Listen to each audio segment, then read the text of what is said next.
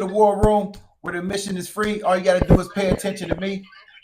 Being that it is the Cleveland Browns home opener, and who I have with me today is I have a prestigious guest, Mr. John Tomlinson. I'll let him get into your background, but he's worked with some of the greatest in the business, not only on the field but off the field as well. So I'll go ahead and introduce him, and I'll let him I will let him give you all his accolades. All right, John, how you doing, my brother? I'm good. All right, check it out. All right, so thanks for joining the show, man. I appreciate it. I know you're busy out there in that beautiful California, LA weather. You know, being that you with UCLA now, can you go ahead and tell the fans and the audience, tell them what you're about and your background?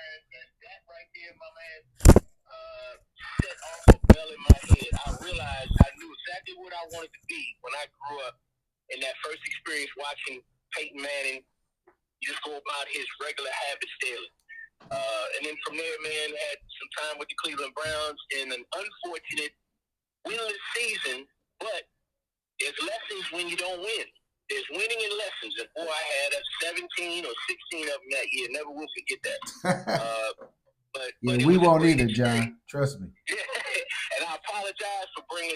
No, it's all good. It's all good.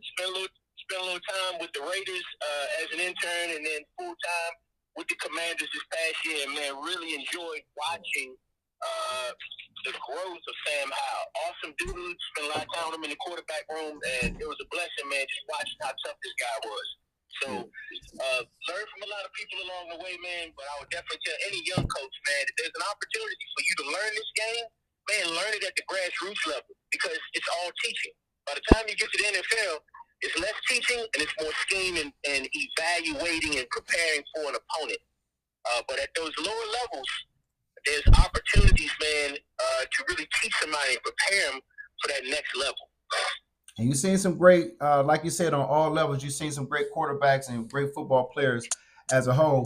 Right now, is that me or you? Hold on, my bad. Hold on, I don't know what's going on.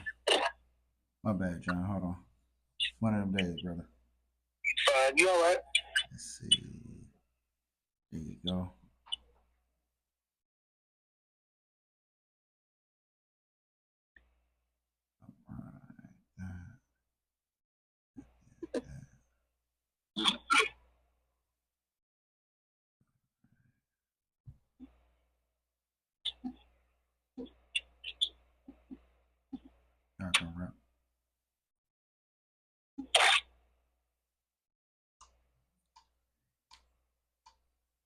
All right, John, we back. Being that you're out of UCLA, right, and such a historical program in the Pac-10, you got the USC's, and now that you guys are coming over to the Big Ten, what has the transition been like for the players and as the coaches, kind of getting used to a new style of playing?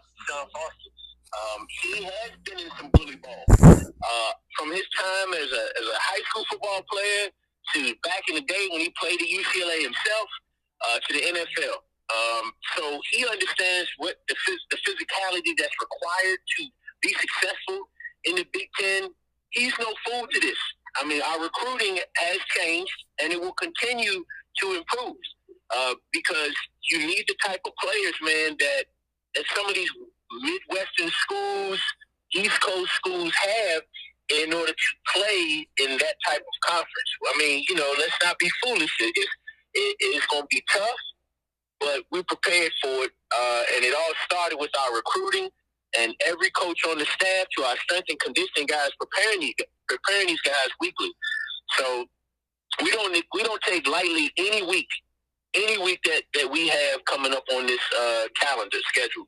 We got Indiana next. Yes, they're not Ohio State. They're not Michigan. They just hung 70 on somebody though, didn't they? They sure did, but man, they're a physical team. They have a physical coach that came from JMU, so we know what to expect in terms of the type of teams that are in this conference, and that was no slight on Indiana when I said they're not Ohio State, but no, they know the truth. They know the truth. We just speak the facts. They're gonna say the same thing. Yeah, but they line up and play bully ball. Yeah. And so, we are prepared for that.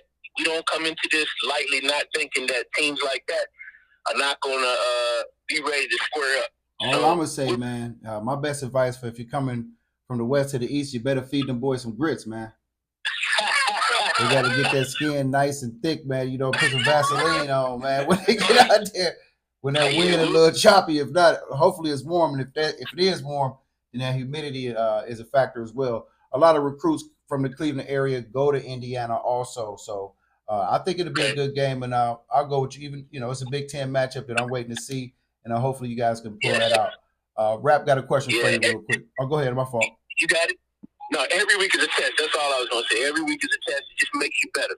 Indeed. All right, go ahead, Rap. Yeah, UCLA. Yes, sir. I want to know, John, like coming from a program like UCLA, is it harder for you to get players than it is like for Ohio State, like or USC and people like that? Yeah. No, I don't think so. I will tell you that even though the recruiting landscape is a little different now with the NIL, man, at the end of the day, kids fit. They fit a certain model of what coaches are looking for. You can talk to a kid, man, and if the kid is just about getting a check, then that's probably not the kind of kid that you want. So I think for us, we're going to get the kids that want to play here, and we do a really good job. Our recruiting department does an excellent job. Of trying to find players and bring the right guys in here that fit what Coach Foster's looking for. So no, in comparison to those schools, I don't think it's going to be an issue for us. We're going to get the kids that we need, and I think we'll be fine. I don't really worry about that. It's all about what you do early. You got to win. You got to win, and so for us, you got to be able to show people on tape who you are and what you do. And, kids are no different when it comes to these high school programs. They want to go to the places that are winning and having success. And so if we can show on tape, man, some of the things that we're about early, we'll be able to get more kids. But, initially speaking, I think we'll be fine. I really do. What I want to ask about, along with that is not just from a on the field perspective, but UCLA is pretty prestigious in regards to academically as well. So what is it a challenge in regards to what the school, as far as what their requirements is and some of the talented people that can't kind of get to that level? No, you know what? Surprisingly, I don't feel like it's difficult for great players to get in here academically. Every school has a standard. Yes, it's true. Some schools' standards might be a little different than ours. And, they might be able to get certain kids that we can't, but I don't think, honestly, there's much of a difference there. We look at that academic piece really hard. It hasn't hurt us thus far. And so, we lay it out to the player what the expectations are, what we're looking for. And, man, surprisingly, these kids have fit that, so far. Mm-hmm. So, no, I don't feel like if it comes down to us in another place, we'll lose a kid because academically, we're a little bit too, it's harder for us as opposed to a USC. That hasn't been an issue so far. Okay. All right, yeah. I want to follow up question with you. What's your third string quarterback name? The kid. Oh, he's from UCLA. He's from UCLA, right? Dorian. Michael. DTR. What's your experience or what's your knowledge that you have from him? Like maybe somebody that was there, if you wasn't there when he was there, maybe told you a little bit about him or something. You said he's from, what was his last name? I'm going to make sure I heard you correct. Thompson. It's DTR. Oh, So Thompson's not. He graduated. Right. He's talking about he ain't with the Browns, right? Yeah. Right. But did you have anybody that you work with that kind of worked with him before, or when the new staff come in, they kind of bring their own guys in?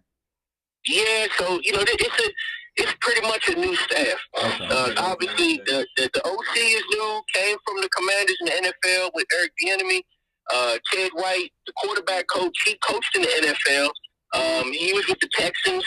So none of us know him, but I definitely heard of him, and obviously there's always a lot of stories about him because you talk to the younger players that were with him.